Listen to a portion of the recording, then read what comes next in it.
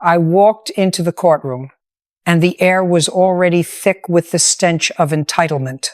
It wasn't coming from the ventilation system. It was coming from the defendant's table. I adjusted my robe, took my seat, and looked down at the docket. Arrogant didn't even begin to cover what I was reading here. I've seen thousands of cases, thousands of people who think the world owes them a living, but nothing boils my blood quite like someone with money thinking they can buy their way out of common decency. I looked up. On my left, the plaintiff, Miss Sarah Jenkins. She looked like she hadn't slept in a week. Frayed cardigan, nervous hands, eyes darting around like a trapped animal. On my right, the defendant, Mrs. Vanessa Sterling, draped in designer silk, checking her manicure, looking at the ceiling as if the very oxygen in this room was below her standard of living. Bird, I nodded to my bailiff. Let's get this over with. Case number 408. Bird announced. Sarah Jenkins versus Vanessa Sterling. Plaintiff suing for medical bills and emotional distress. Defendant countersuing for breach of contract and tarnished reputation. I leaned forward, clasping my hands. I looked straight at Mrs. Sterling. She didn't even stand up straight. She was leaning against the podium like she was waiting for a valet to bring her Bentley. Mrs. Sterling, I barked. The microphone popped with the sharpness of my voice. She jumped. Good. Uncross your arms. Stand up straight. Take your hands off the podium. This is a courtroom, not a cocktail lounge. Do we understand each other? She blinked, looking offended. Excuse me? You heard me. I don't repeat myself for my health. Stand up straight. She straightened up, pursing her lips in that sour way people do when they're used to giving orders, not taking them. I turned my attention to the plaintiff. Miss Jenkins, I said, dropping the volume but keeping the intensity. You were employed by the defendant? Yes, Your Honor, Sarah said, her voice trembling. I was her head housekeeper for 2 years. And you are suing her for $5,000 because of an incident that occurred on June 14th? Yes, Your Honor. Tell me what happened. And Miss Jenkins, do not cry. Tears don't pay bills. And they don't help me find the truth, just the facts. Go. Sarah took a deep breath. It was a Tuesday. My son Leo, he's 7, his school closed early because of a pipe burst. I didn't have a sitter. I called Mrs. Sterling's personal assistant to ask if I could bring him. I was told it was fine as long as he stayed in the staff quarters. I looked at the defendant. She was rolling her eyes. I made a mental note of that. So, you brought the child to work. Then what? I was preparing the house. Mrs. Sterling was hosting a charity luncheon for the... I don't care about the charity. I cut in. Get to the emergency. Right. Sorry. Leo has severe asthma. I thought he had his inhaler in his backpack, but he didn't. He started coughing while I was polishing the silver in the dining room. I heard him wheezing from the kitchen. Sarah stopped swallowing hard. I ran in. He was on the floor. He was turning blue, Judge. He couldn't breathe. I panicked. My phone was in my locker in the garage. Mrs. Sterling doesn't allow staff to have phones on their person. I paused. Is that true, Mrs. Sterling? Vanessa Sterling smirked. It is standard protocol, Judge. I value my privacy. I don't want the help snapping photos of my art collection. The help? I repeated, raising an eyebrow. You mean your employees? The human beings you hire? If you want to call them that. She waved a hand dismissively. I turned back to Sarah. So, your son is turning blue. Your phone is in the garage. What did you do? I ran into the drawing room. The luncheon had just started. Mrs. Sterling was there with her guests. I was hysterical, I admit that. I ran in and screamed, please, someone help, my son can't breathe, call 911. And? I asked, leaning in. The room went silent, and Sarah pointed a shaking finger at the woman in the silk dress. She looked at me. She put down her champagne glass, and she said, get out. You are ruining the mood. The audience gasped. I didn't gasp. I just stared. I stared at Vanessa Sterling until she shifted uncomfortably. Mrs. Sterling, I said, my voice dangerously low. Did you say that? Vanessa let out a sigh, as if explaining quantum physics to a toddler. Judge, you have to understand the context. This was a very high-profile event. The mayor's wife was there. Suddenly, this hysterical woman bursts in, screaming about some child I didn't even know was on the property, creating a scene. It was incredibly unprofessional. Unprofessional? I snapped. A 7-year-old boy was suffocating in your kitchen. Well, I didn't know that, she shot back. I just saw a frantic employee violating the code of conduct. She said, call 911, I yelled, slamming my hand on the desk. Did you hear her say that? I heard screaming, Vanessa shrugged. I assumed she was overreacting. People of her background often tend to be dramatic. People of her background? I felt a vein in my forehead pulse. You mean people who work for a living? People who clean your toilet? Is that the background you're referring to? I simply meant people who lack composure, Vanessa said smoothly, though I saw a bead of sweat on her temple. I told her to leave the room. I motioned for security. You called security, I clarified. You didn't call an ambulance. You called a bouncer. I have a security team for a reason, Judge. To handle disturbances. A dying child is not a disturbance, madam. It is a medical emergency. I looked back at Sarah. What happened next? Security came, Sarah said, wiping her eyes. They grabbed me. They started dragging me out the side door. I was screaming that Leo was in the kitchen. They didn't listen. They dragged me to the driveway and threw me out. I had to run around the back of the house, break a window in the staff quarters to get back in to get to my son. You broke a window? Yes. That's what she's countersuing for, Sarah said quietly. The cost of the window. I looked at the papers. Indeed. Counterclaim. Property damage to vintage French pane glass. $1,200. I climbed back in, Sarah continued. Leo was unconscious. I carried him. I ran all the way down the driveway, half a mile to the main road, and flagged down a delivery truck. The driver called 911. And the boy? I asked. He spent 3 days in the ICU. The doctors said, if I had been 5 minutes later, he would have had permanent brain damage. Or worse. I sat back. I took off my glasses. I looked at Vanessa Sterling. She was checking her watch. You're bored? I asked her. She looked up. I have a flight to Milan at 4, Judge. Can we speed this up? Clearly, she was negligent in childcare. Why is this my problem? I put my glasses back on slowly. Mrs. Sterling, you seem to be laboring under the delusion that you are the most important person in the universe. Let me disabuse you of that notion right now. In this room, you are nothing but a litigant. And right now, you are a litigant who is looking very, very bad. I don't see how. She huffed. She breached her contract. Clause 4, discretion and invisibility must be maintained at all times. She ran screaming into my party. That is a breach. I fired her on the spot, as is my right. You fired her while her son was turning blue on your floor? I fired her for the outburst. The child's situation was unfortunate, but irrelevant to her employment status.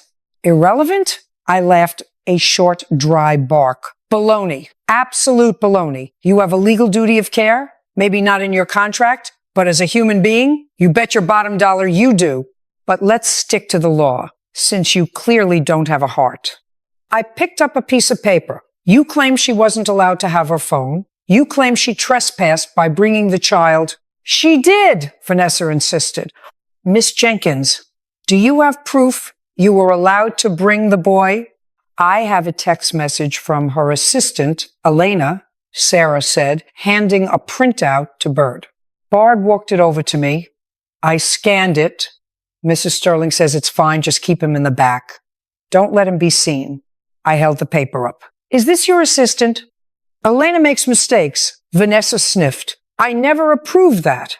You are responsible for your employees, Madam, if your assistant says yes, that means yes. You don't get to retroactively decide it was trespassing because it became inconvenient for your luncheon. I threw the paper down. So let me get this straight. You have a mother authorized to be there screaming for emergency aid. You, instead of dialing 3 numbers on the phone that I know was sitting right next to your champagne, ordered your goons to throw her out. You delayed medical treatment for a child. I did not delay anything. She could have run to the road immediately instead of making a scene. You are a piece of work, I said, shaking my head. But here is where it gets interesting. You're suing her for the window. It was an antique pane, Vanessa said, sounding more passionate about the glass than the child. And you're suing for reputational damage?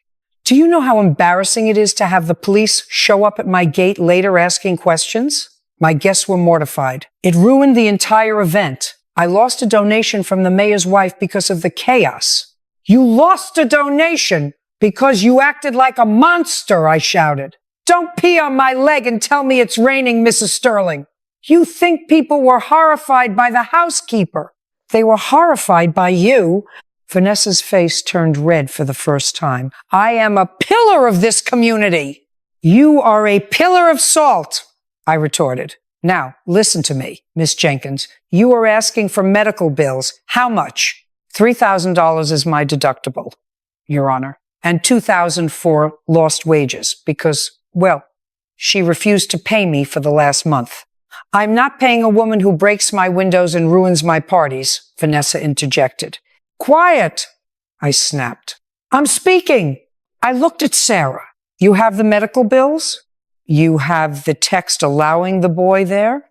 And you, I pointed at Vanessa, you admit you ordered security to remove her while she was asking for $911. I ordered security to remove a disruption, she corrected.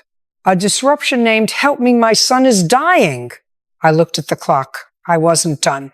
This wasn't just about a window or a deductible anymore. This was about negligence, gross, willful negligence. And I was going to find a way to make sure Mrs. Sterling paid for more than just a pane of glass. Mrs. Sterling, I said, my voice eerily calm. You said you have a flight to Milan? Yes. At 4. Cancel it. Her jaw dropped. What? You heard me. We aren't done here. Bird, get the security logs from the defendant's estate. I want to know exactly what time security was called and what time the ambulance was called. If I find out you delayed that call by even 1 minute out of spite, I let the sentence hang in the air like a guillotine blade. You can't do this. This is a small claims court, Vanessa shrieked. This is my courtroom, I said, leaning back. And in my courtroom, justice is served hot. And right now, I'm cooking. Sit down and shut up. I watched Vanessa Sterling sputter like a broken engine, her face flushing a deep, unattractive shade of crimson. She looked at her lawyer, a slick man in a suit that cost more than Miss Jenkins's annual salary, but he just stared at his shoes. Smart man. He knew better than to interrupt me when I was on a roll. Judge, this is outrageous. She finally managed to choke out. I have appointments. I have obligations. And Leo Jenkins had an obligation to breathe. I shot back. Sit down. She sat, crossing her legs aggressively, fuming. Miss Jenkins, I turned my attention back to the plaintiff. You said you lost your wages. Did you receive a termination letter? No, Your Honor. I was just told to leave. I tried to call HR to get my final paycheck, but they blocked my number. Blocked your number. I repeated, writing it down. Classy operation you run there, Mrs. Sterling. She abandoned her post, Vanessa muttered. She was thrown off the property, I said. Bird, do we have those security logs yet? Bird, efficient as always, was already handing me a tablet. Just came in from the security firm, Judge. They faxed it over. I scanned the digital document. Timestamps, logs, notes. Let's see here, I muttered, running my finger down the screen. 12:15 p.m. luncheon begins. 12:43 p.m. disturbance in drawing room.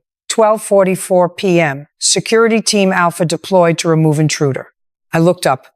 Intruder? You classified your own head housekeeper as an intruder? At that moment, she was unauthorized, Vanessa said icily.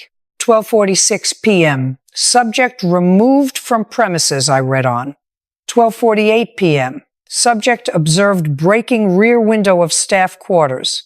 I paused. 12:50 p.m. I squinted at the screen. My blood ran cold. 12:50 p.m. Security guard Miller radios command.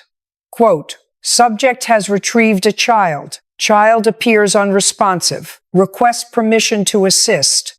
The courtroom went dead silent. You could hear a pin drop.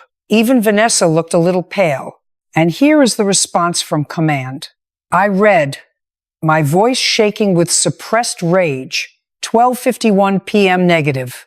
Orders from Mrs. Sterling are to secure the perimeter. Do not re-engage. Let them leave. I slowly lowered the tablet. I looked at Vanessa. She wasn't looking at the ceiling anymore. She was looking at the table. You told them not to help, I whispered. Your guard saw an unresponsive child, asked to help, and you or your command said no. I didn't give that specific order, she stammered. I just told them to get her out. My head of security interprets my orders for the safety of the estate. Don't you dare pass the buck. I slammed my hand down. You are the captain of that ship. Secure the perimeter? Is this a war zone? It's a 7-year-old boy with asthma. I turned to Sarah. How did you get to the road? I ran, she whispered, tears streaming down her face again. I just ran. I didn't know they were watching me. I thought maybe they didn't see me. They saw you, I said grimly.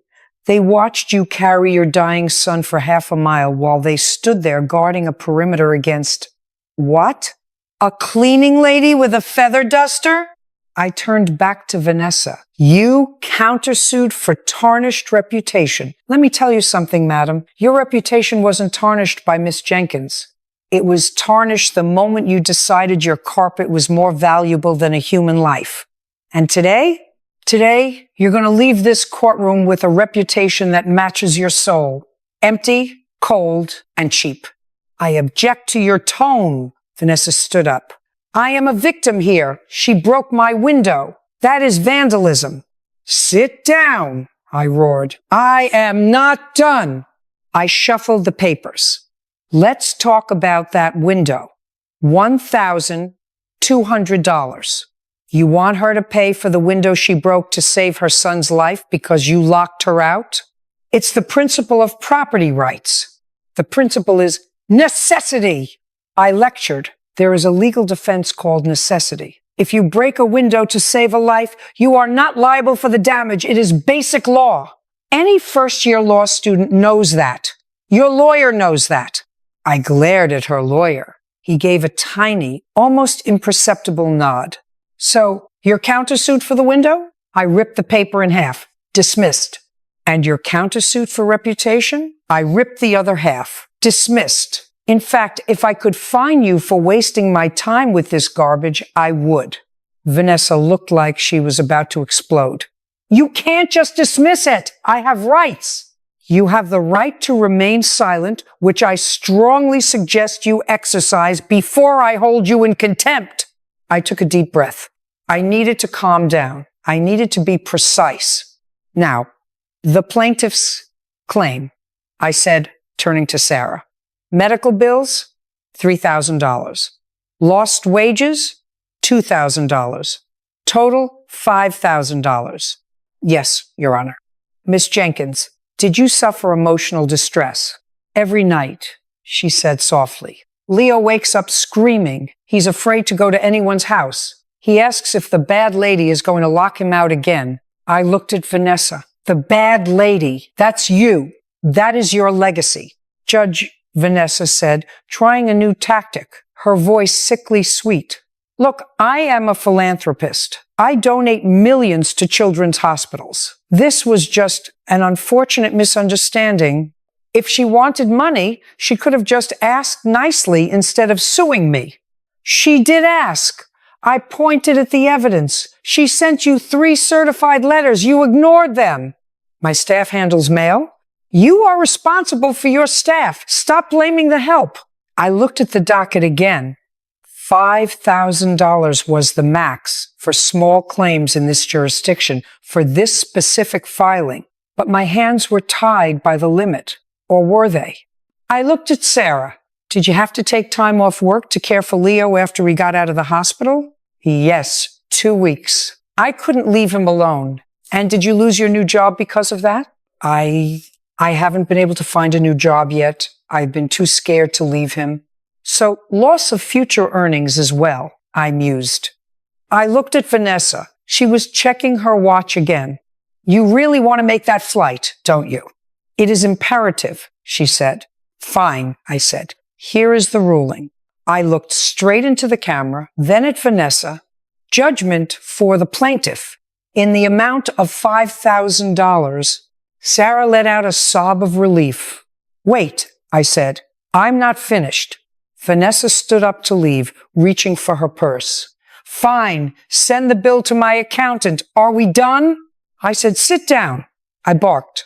She froze. I am awarding the plaintiff $5,000, I continued. But I am also finding that your conduct, Mrs. Sterling, was malicious. You knowingly prevented aid. You ordered security to stand down when a child was in danger. That moves this beyond simple negligence. I leaned forward. I am going to forward the transcript of this trial, along with the security logs, to the district attorney's office. Vanessa's bag dropped to the floor. Thump. Excuse me? She whispered. You heard me. This looks like reckless endangerment to me. Maybe even child endangerment. That's a criminal offense, Mrs. Sterling. That's not a check you write to make it go away. That's handcuffs. That's mugshots. That's prison time. Her face went white, truly white. The arrogant smirk was gone, replaced by the sheer terror of a woman who realizes her money can't buy the air in the room anymore. You wouldn't try me, I said. Bard, make a note. Copy of proceedings to the DA immediately. Yes, Judge Bird said, with a satisfaction I rarely heard in his voice. Miss Jenkins, I said gently, you will get your money, and I hope, for your son's sake, you get some justice too. You are a good mother. You did everything right. Never forget that. Sarah nodded, wiping her face. Thank you, Judge. Thank you. I looked one last time at Vanessa Sterling. She was trembling. You wanted to be invisible? I asked her. You wanted discretion? Well, you're going to be all over the news tonight, and not for your charity luncheon. I banged the gavel. The sound cracked like a gunshot in the silent room. Case closed. Get out. I stood up and swept out of the room, my robes billowing. I didn't look back. I didn't need to. I knew exactly what I left behind. A mother who found her voice, and a billionaire who just found out the price of arrogance. I walked into my chambers and sat down. I took a sip of water. Bird, I called out. Yo, he popped his head in. Make sure that transcript gets sent today. By courier. I want it on the DA's desk before her plane lands in Milan. Already on it, Judge. I smiled. Just a little. It was a good day. I picked up the next file. Case 409. Dispute over a scratched lottery ticket. Bring 'em in, I sighed. Let's see who's lying now. The adrenaline from the Sterling case was still humming in my veins. It's rare you get one like that. Usually, it's he said, she said, over a loan for a used Honda or a roommate who ate all the yogurt. But every now and then, you get to look pure, unadulterated ugliness in the face and tell it no. That's why I do this. That's why I don't retire. Because people like Vanessa Sterling exist, and someone has to be the wall they run into. But the story wasn't quite over yet. 2 weeks later, I was back in the courtroom. Same smell of floor wax, same wooden benches, but the atmosphere was different. Bird walked over to my bench before the first case. You see the paper this morning, Judge? He slid a newspaper onto my desk. Billionaire heiress indicted. Vanessa Sterling charged with reckless endangerment and unlawful restraint following courtroom revelation. I looked at the photo. Vanessa, looking disheveled, covering her face with a scarf as she walked out of a police precinct. No Bentley, no security team, just a lawyer and a lot of flashing cameras. Looks like she missed her flight to Milan, I noted dryly. Sure did, Bird chuckled. And get this, Sarah Jenkins? What about her? A GoFundMe page was started after the episode aired. Justice for Leo. It hit $200,000 this morning.